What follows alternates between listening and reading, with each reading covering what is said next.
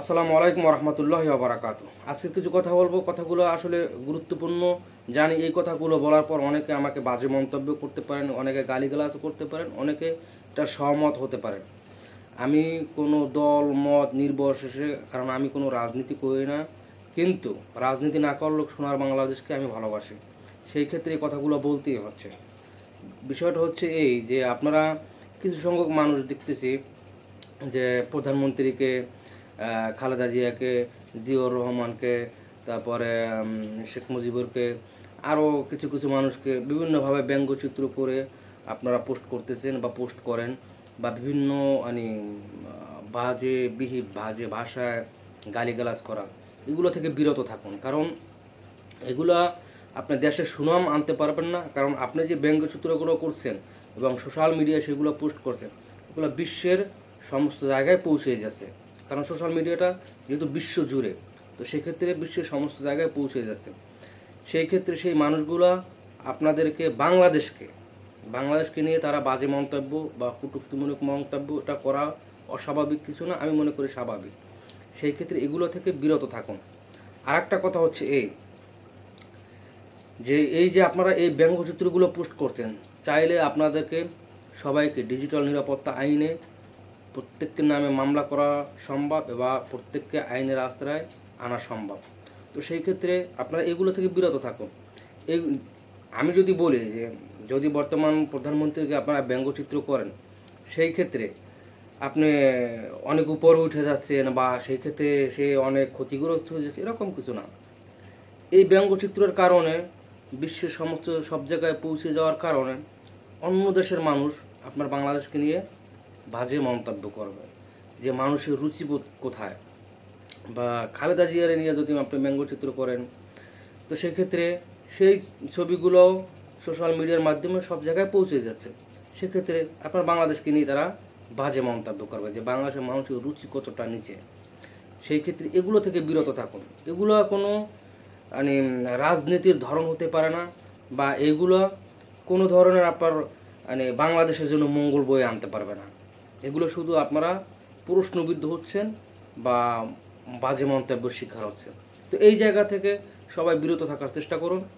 আপনি না কোনো ক্ষতিগ্রস্ত হবেন, না আপনার নামে কোনো ডিজিটাল নিরাপত্তা আইনে মামলা হবে, বা আপনাকে কখনোই আইন আপনার উপরে চড়াও হবে। তো সেই ক্ষেত্রে এই জায়গা থেকে সবাই বিরত থাকার চেষ্টা করুন, যে কেউ কাউকে নিয়ে বাজে কোনো মন্তব্য না করি। রাজনীতি করার ক্ষেত্রে রাজনীতির ধারা আছে, ধারাবাহিকভাবে রাজনীতি করা যাচ্ছে। মানে রাজনীতির ভিতরে আছে যে এরকম যে কেউ কারোর সমালোচনা করা, যে আমি বাংলাদেশের জন্য এগুলো করেছি, অমুক এগুলো করতে পারে না, এগুলো করছি, এই ধরনের মন্তব্য করা যায় রাজনীতির ক্ষেত্রে। কিন্তু আপনারা যে বিভিন্ন ছবি পিকচারগুলোকে বিভিন্নভাবে অঙ্গি ভঙ্গি করে বিভিন্ন কটূক্তিমূলক বিভিন্ন মানে ব্যঙ্গচিত্র করা, এগুলো থেকে বিরত থাকুন। এগুলো কোনো রাজনীতি হতে পারে না। আর সোশ্যাল মিডিয়ার রাজনীতি, সেটাও অনেক বড় মঙ্গল, সেটাও না। কিন্তু বর্তমান সোশ্যাল মিডিয়াটা যেহেতু সবার কাছে, সেখানে রাজনীতি করলেও অনেকটা পৌঁছে যাচ্ছে সবার কাছে। তো এক্ষেত্রে আপনার রাজনীতির কিছু ধারাবাহিক আছে। আপনি যদি মানে কে দোষ করেছে, কে গুণ করেছে, কে ভালো করেছে, কে খারাপ করেছে, সেই বিষয় নিয়ে আপনি কথা বলতে পারেন। ডাইরেক্ট ভিডিওর মাধ্যমে এসে কথা বলুন, কোনো অসুবিধা নেই। কিন্তু মানে আমার একটা ছবি আপনি ব্যঙ্গচিত্র করবেন, সেটা মানে আপনার রুচিবোধ কোথায় চলে গেছে, এটা আপনি নিজের কাছে প্রশ্ন করেন। যে আপনার একটা ছবি যদি আমি ব্যঙ্গ করি, তা সেক্ষেত্রে আমার রুচিবোধ কোথায় চলে গেছে, সেই জিনিসটা বুঝতে হবে। রুচিবোধের জায়গায় রুচিবোধ ধরে রাখুন, রাজনীতির জায়গায় রাজনীতি করুন। দেশকে কলঙ্কিত করার কোনো দরকার নেই। দেশকে মানুষের কাছে অন্যভাবে প্রেজেন্ট করার দরকার নেই, ভালোভাবে প্রেজেন্ট করার চেষ্টা করুন। যদি বর্তমান সরকার ভুল করে থাকে, তার ভুলগুলো নিয়ে কথা বলতে পারেন। এর সাবেক যে সরকার ছিল, সে ভুল করে থাকলে তাকে নিয়ে কথা বলতে পারেন। যেহেতু বাংলাদেশে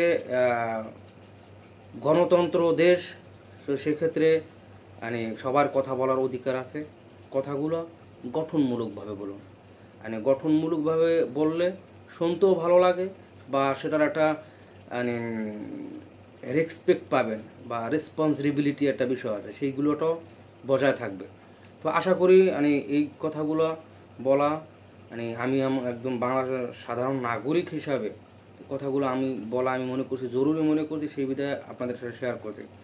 জানি অনেকে আমাকে বাজে মন্তব্য করতে পারেন, সেটাও আমি মনে করবো আপনার রুচিবোধের অভাব থাকলে পরে আপনি বাজে মন্তব্য করবেন। যদি আপনার ভালো রুচি থাকে তো অবশ্যই ভালো কোনো মন্তব্য করবেন।